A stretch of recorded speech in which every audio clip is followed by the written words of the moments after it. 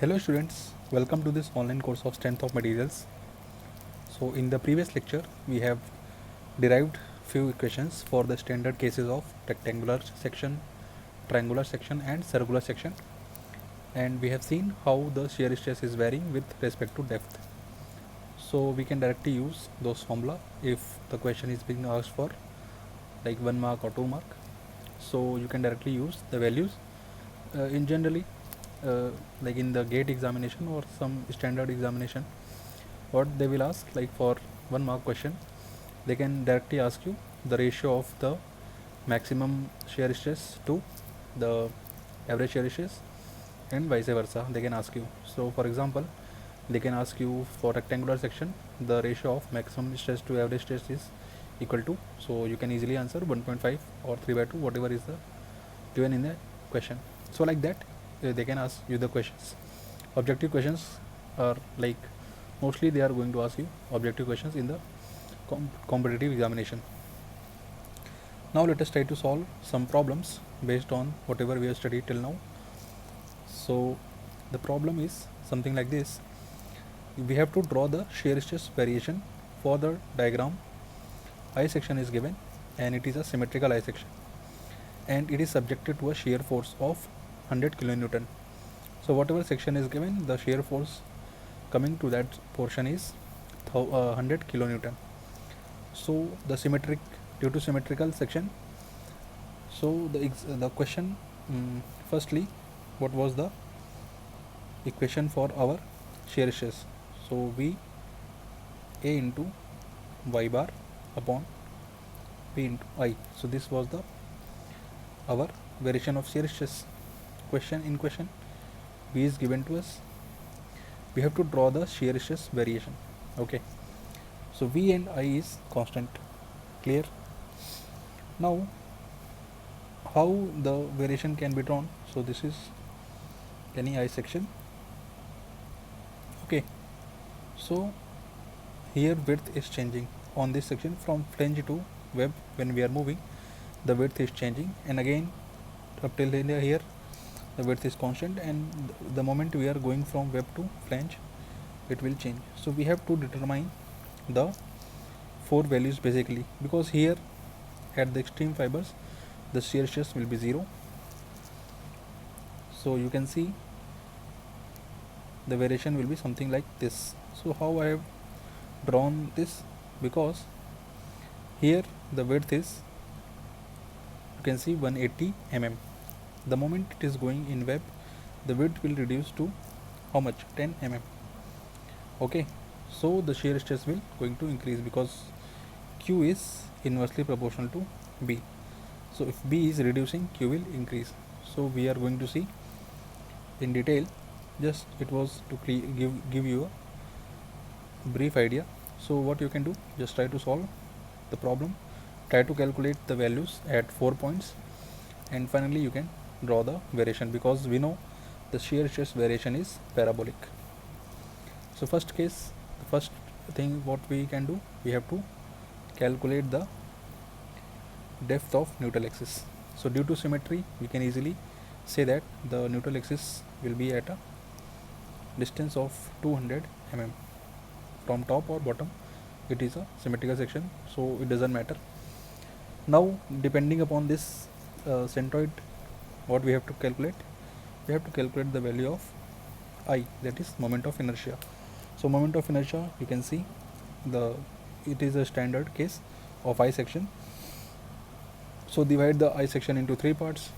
This is first part, this is second part, and this is third part, and you can individually calculate for portion 1, portion 2 and portion 3, add them, you will get this value. Now what we are going to calculate, shear stress at bottom of top flange. So bottom of top flange means this is our top flange, bottom is here, this section at the junction inside the flange. So at the junction there can be two possibilities, at junction inside the flange, at junction inside the web. So first we will calculate for flange, then we will calculate for web. I hope this is clear. So try to understand the various values. P is given in the question, so there is no need to calculate. Try to understand this value, that is A into y bar. So our area, our concerned portion is this. Okay, so above this, how much is area? Area is 180 into 10. So this is your area. Okay, now y bar is the, what is y bar? Y bar is 195. From where it is coming? So the area of the above section, centroid is at 5 mm. So from here it will be 200 minus 5, that is 195. So this value you have to calculate carefully. Now in the flange the width is 180 mm and height we have calculated, so you will get the value of 1.068. okay, so I hope this is clear. Now shear stress in web at the junction of the flange. Okay, so everything will be same, only just the what is going to change, the width is going to change.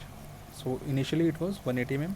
Now the moment we are into webs, the width will reduce to 10 mm.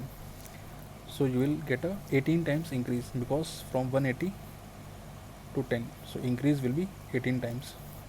You can directly calculate it.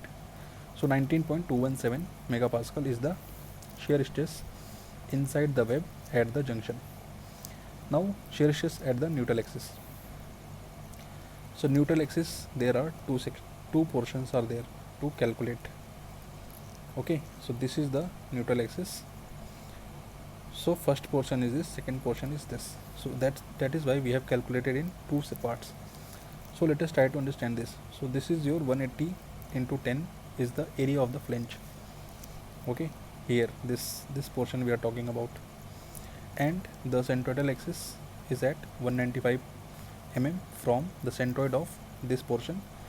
Now we have to add the AY bar for web section.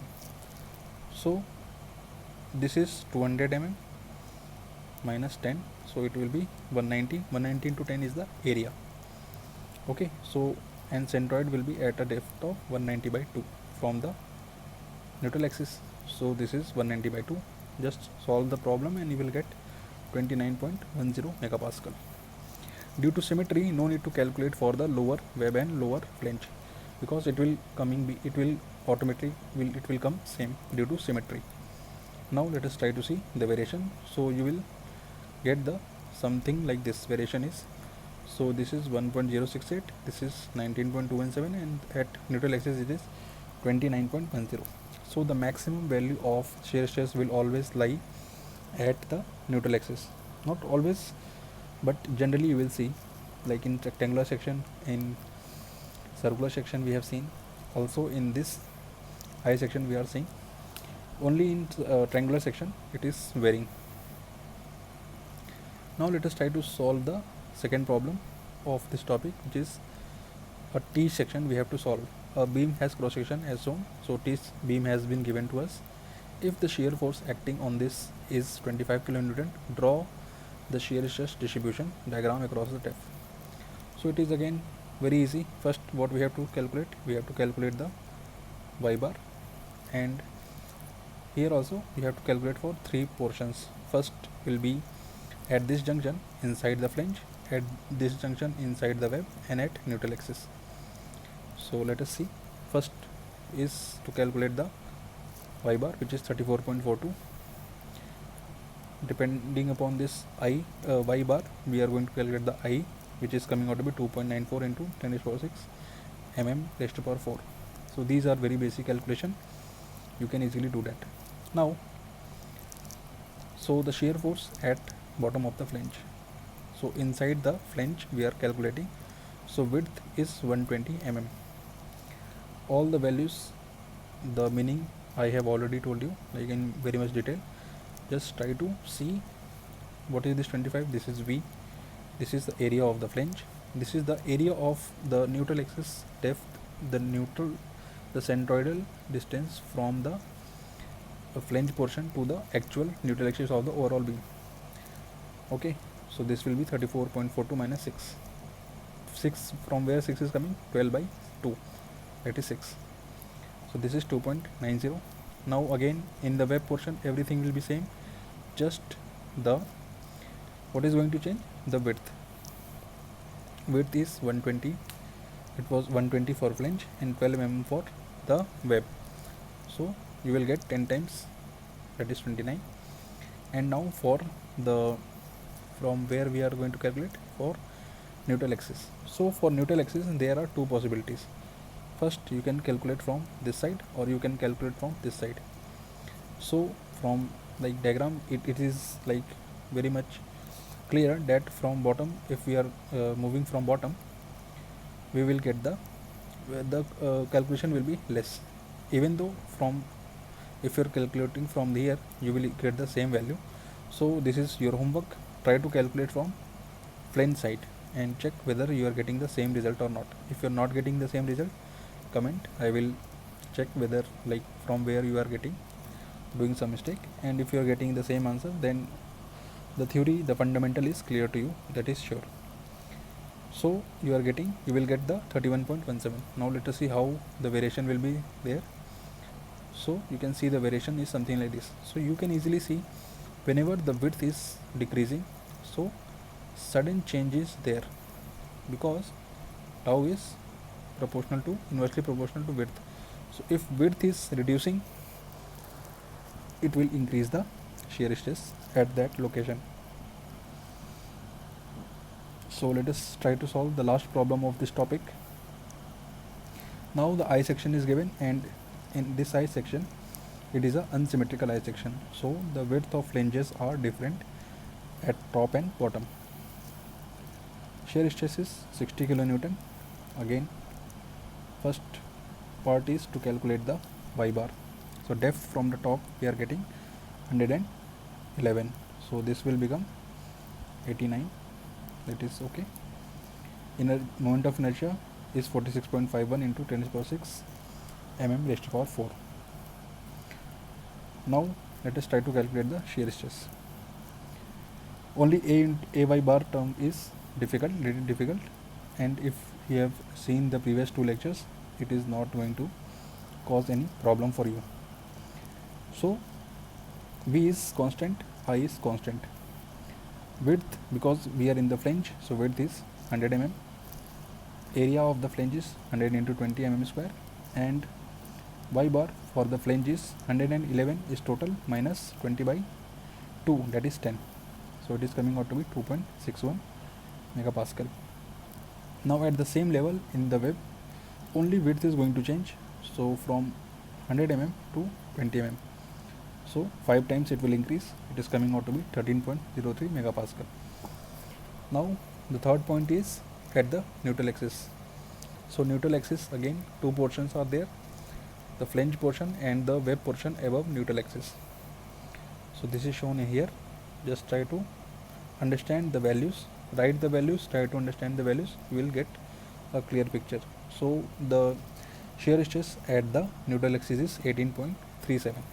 Now one more point is here, two points actually, inside the web and inside the flange. So let us see how we are calculating it. So the shear stress at the junction of web and lower plane. When inside the web, we are inside the web, that means the width is 20 mm, that is okay, and we are calculating from the lower side. So that is why it is, calculation is easy.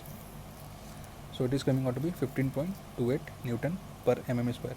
So the first problem, the I section which we have solved, it was a symmetrical section. So that is why there was no need to calculate separately for bottom flange. But here the section is not symmetrical. So we have to calculate for each and every point wherever the width is changing. The section, cross section area is changing. So the shear stress will also change. So that is why we have to calculate for bottom flange also. So if we are calculating for the web, now only we have to change the thickness, the width, and it is from 20 mm to, it has become 150 mm. So it will reduce and it is coming out to be 2.04 megapascal.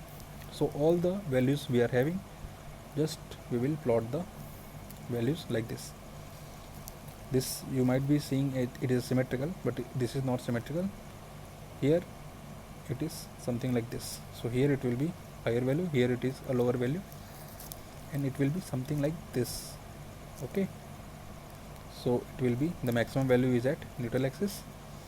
Or you can see, if you want to calculate for the maximum value, what you can do, try to just write the values in terms of y, differentiate the shear stress, the dq by dy, put the value as 0, calculate the y, and you will get the location of maximum shear stress. Generally it is at the neutral axis. So in this way we have completed this chapter. So this is all for today, and we have completed this chapter. So in the next lecture we will be starting a new chapter. So this is all for today. Thank you.